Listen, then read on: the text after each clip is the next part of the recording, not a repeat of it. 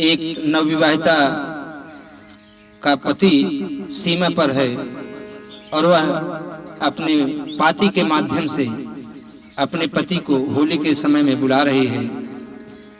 आई गवा फागुन महीना नगीना सीमा पे बाटे सवरिया। आई गवा फागुन महीना नगीना सीमा पे बाटे सवरिया।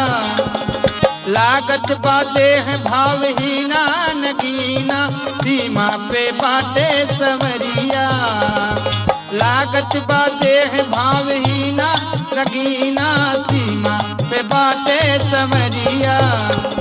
सीमा पे बाटे सवरिया, सीमा पे बाटे सवरिया नगीना सीमा पे बाटे सवरिया। आई गवा फागुन महीना नगीना सीमा पे बाटे सवरिया।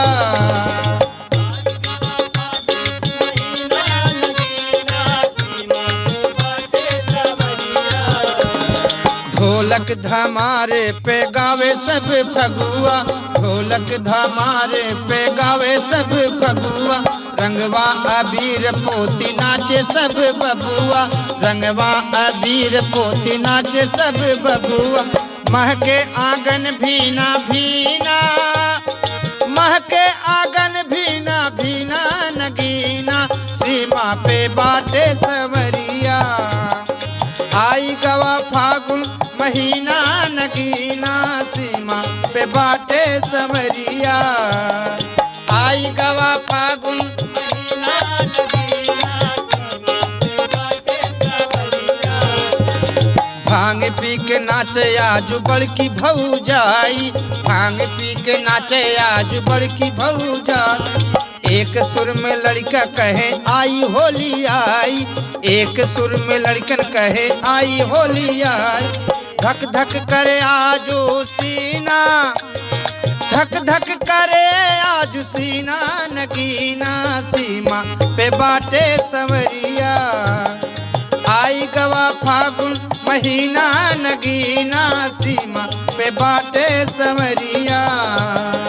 आई गवा फागुन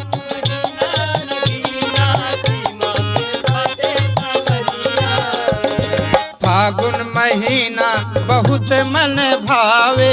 फागुन महीना बहुत मन भाव।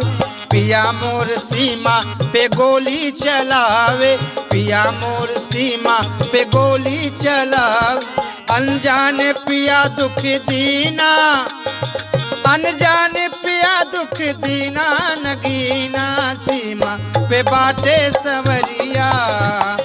आई गवा फागुन महीना नगीना सीमा पे बाटे सवरिया।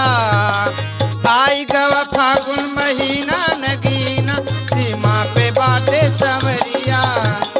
आई